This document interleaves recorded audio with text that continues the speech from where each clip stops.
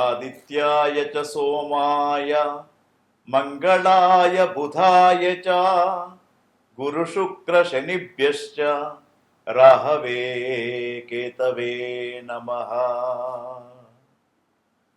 చూస్తున్నటువంటి ప్రేక్షకులకు స్వాగతం. అనేకమైనటువంటి జ్యోతిష్య గ్రహ ఫలితాలను తెలుపుతున్నటువంటి మన ఛానల్ను వీక్షిస్తున్నటువంటి ప్రేక్షకులకు సబ్స్క్రైబ్ చేసుకోవాల్సిందిగా కోరుతూ, ఒకే సంవత్సరంలో అంటే 2026వ సంవత్సరంలో 3 సార్లు పంచగ్రహ కూటమి అనేది ఏర్పడడం మనకి ఈ సంవత్సరం జ్యోతిష్ శాస్త్ర రీత్యా చర్చించదగ్గనటువంటి విషయం. అయితే ఈ యొక్క పంచగ్రహ కూటమి అనేది ఏ విధంగా ఉండబోతుందంటే 19/1/2026 రోజున పంచగ్రహ కూటమి అనేది మనకు మరి మీనరాశిలో ఏర్పడింది. అప్పుడు కొంతవరకు అనేకమైనటువంటి మార్పులు రావడం, అదేవిధంగా ఇప్పుడు ఫిబ్రవరి 18వ తేదీ నుండి మార్చి 1వ తేదీ వరకు మరొకసారి పంచగ్రహ కూటమి వస్తూ ఉంది. మరి పంచగ్రహ కూటమితో ప్రపంచ దేశాలలో, మన దేశంలో, మన ప్రాంతాలలో ఎన్నో రకాలైనటువంటి విషయాలు మనం గమనించడానికి అవకాశం ఉంది. మరి ఫిబ్రవరి 18వ తేదీ ఏర్పడుతున్నటువంటి పంచగ్రహ కూటమి కుంభరాశిలో ఏర్పడుతూ ఉంది. కుంభరాశిలో శతభిష నక్షత్రంలో ఈ యొక్క పంచగ్రహ కూటమి ఏర్పడుతూ ఉంది. మరి పంచగ్రహ కూటంలో ఉన్నటువంటి గ్రహాలను చూసినప్పుడు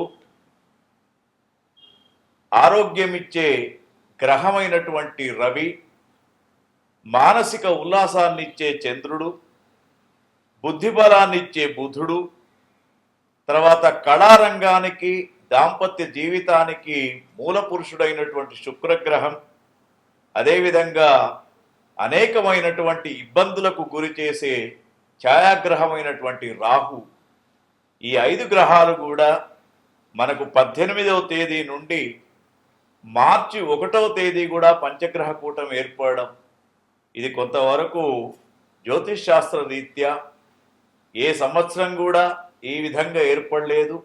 మరి ఇప్పుడు గమనించినప్పుడు ఈ యొక్క పంచగ్రహ కూటమి ఏర్పడినప్పుడు దీని ద్వారా ప్రపంచ దేశాలలో, మన దేశంలో, మన ఇరు రాష్ట్రాలలో, అదేవిధంగా ప్రకృతి పరంగా ఎన్నో రకాలైనటువంటి విషయాలను మనం తెలుసుకోవాలి.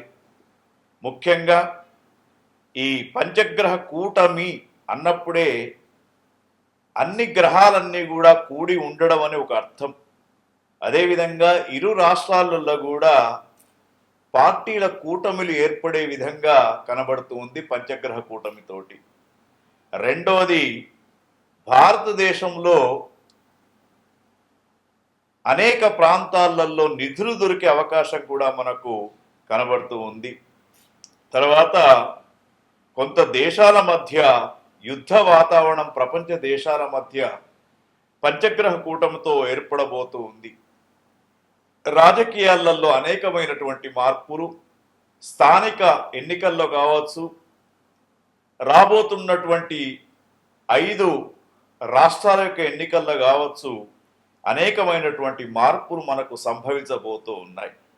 అదేవిధంగా భారతదేశంలో కొత్త టెక్నాలజీ, A1 అనే టెక్నాలజీ ఇంకా అభివృద్ధి అయ్యే అవకాశం కనబడుతూ ఉంది. అమెరికా దేశంలో ఆర్థికమైనటువంటి సంక్షోభం ఏర్పడి ఎవరైతే సాఫ్ట్వేర్ రంగంలో ఉన్నటువంటి భారతీయ విద్యార్థులు ఉన్నారో వాళ్ళందరూ కూడా మన దేశానికి తిరిగి వచ్చే అవకాశం కనబడుతూ ఉంది. అదేవిధంగా మరి చాలామంది 3వ ప్రపంచ యుద్ధం రాబోతుందని చెప్తూ ఉన్నారు, కానీ 3వ ప్రపంచ యుద్ధం ఇప్పుడే రాదు. భారతదేశానికి 2033-36లో రాహుదశ ప్రారంభమైనప్పుడు అప్పుడు మూడవ ప్రపంచ యుద్ధం వచ్చే అవకాశాలు ఉంటుంది. కాబట్టి మూడవ ప్రపంచ యుద్ధం గురించి ఆలోచించే అవసరం లేదు. అదేవిధంగా మన భారతదేశం మాత్రం పాకిస్తాన్, చైనా దేశాలతోటి చాలా జాగ్రత్తగా ఉండాలి. ఎప్పుడైనా కూడా యుద్ధం సంభవించే అవకాశం కనబడుతూ ఉంది. మరి ఒక్కొక్క దేశ పరిస్థితి చూసినప్పుడు ప్రపంచ దేశాలలో ముఖ్యంగా మన భారతదేశం స్వాతంత్రం వచ్చినప్పటి తేదీ 15/8/47 సంవత్సరాన్ని గమనించినప్పుడు పుష్యమి నక్షత్రం కర్కాటక రాశి వృషభ లగ్నములో మనకు భారతదేశానికి స్వాతంత్రం అంటే మన దేశం యొక్క రాశి కాబట్టి మరి దీని ప్రకారం చూసినప్పుడు భారతదేశానికి స్వాతంత్రం వచ్చినటువంటి తేదీ ప్రకారంగా 15/8/1947 అర్ధరాత్రి మనకు స్వాతంత్రం వచ్చింది కాబట్టి ఆ గ్రహస్థితిని చూసినప్పుడు పుష్యమి నక్షత్రం కర్కాటక రాశి వృషభ లగ్నంలో మనకు స్వాతంత్రం సిద్ధించినప్పుడు మరి మనకు అప్పుడు ఆ దశను చూసినప్పుడు ఇప్పుడు మనకు ప్రజెంట్ 2032 వరకు మనకు 7 సంవత్సరాలు కుజదశ నడుస్తూ ఉంది. 2026 ఫిబ్రవరి నుండి కుజమహర్దశలో రాహు అంతర్దశ ప్రారంభమవుతుంది కాబట్టి ఈ రంగాలలో కొంత మార్పు అనేది సంభవిస్తూ ఉంటుంది. ఒకటేంటంటే ఫైనాన్స్ వ్యవస్థలో కొంతవరకు ఆర్థికమైనటువంటి సంక్షోభం ఏర్పడుతూ ఉంటుంది. ముఖ్యంగా టెక్నాలజీలో ఏఐ అనేది డెవలప్ అవుతూ ఉంటుంది. తర్వాత ఫారెన్ విషయంలో అంటే ఫారెన్ సంబంధాలు చూసినప్పుడు మనకు ఫైనాన్స్ పరంగా చూసినప్పుడు విదేశీ సంబంధాలు చూసినప్పుడు మరి ఫైనాన్స్ పరమైనటువంటి ఇబ్బందులు ఎదుర్కొనే అవకాశం ఉంది.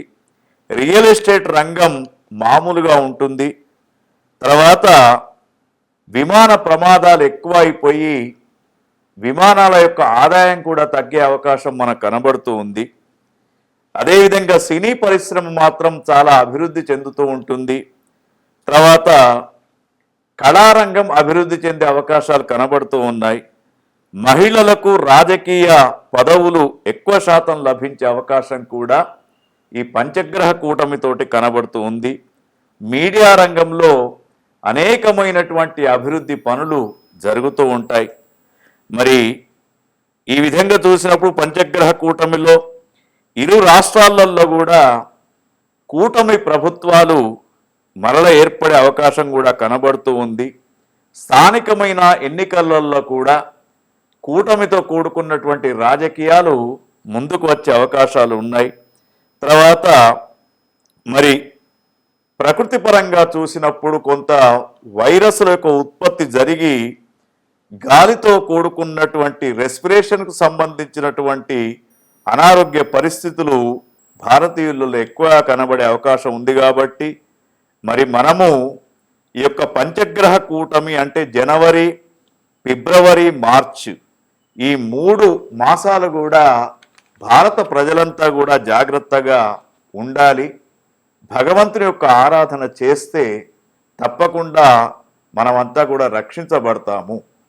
ఇది మనకు పంచగ్రహ కూటమి ద్వారా కొన్ని విషయాలు తెలుసుకున్నాం. రెండవ రాశి అయినటువంటి వృషభ రాశిని పంచగ్రహ కూటమితో చూసుకున్నప్పుడు వీరికి 50% అనుకూల్యత కనబడుతూ ఉంది. పంచగ్రహ కూటమిలో రవి స్థానము 10వ స్థానము, చంద్రుడు 10వ స్థానంలో ఉన్నాడు. బుధుడు 10, శుక్రుడు 10, రాహువు 10వ స్థానంలో కనబడుతున్నాడు. ఎప్పుడైతే రవి 10వ స్థానంలో ఉంటాడో ఆరోగ్యపరమైనటువంటి లాభాలు జరుగుతూ ఉంటాయి. చంద్రుడు 10వ స్థానంలో ఉన్నప్పుడు మానసిక ఉల్లాసం కనబడుతూ ఉంటుంది. మనస్సు ఎప్పుడు సంతోషంగా ఆనందంగా ఉండడానికి అవకాశం ఉంది. అయితే వృషభ రాశి జాతకులకు గురువు కానివ్వండి, శని కానివ్వండి చాలా అనుకూలంగా ఉన్నాడు కాబట్టి ఈ 3 మాసాలు వీరికి అత్యద్భుతమైనటువంటి గ్రహస్థితి కనబడుతూ ఉంది. ముఖ్యంగా సంతాన విషయంలో, ఉద్యోగ విషయాలలో, వివాహ విషయాలలో అనుకూల్యత అనేది ఏర్పడుతూ ఉంటుంది. కానీ కొంత దాంపత్య జీవితంలో కానివ్వండి, కుటుంబ విషయాల్లో కుటుంబ కలతలు ఏర్పడే అవకాశం ఉంది.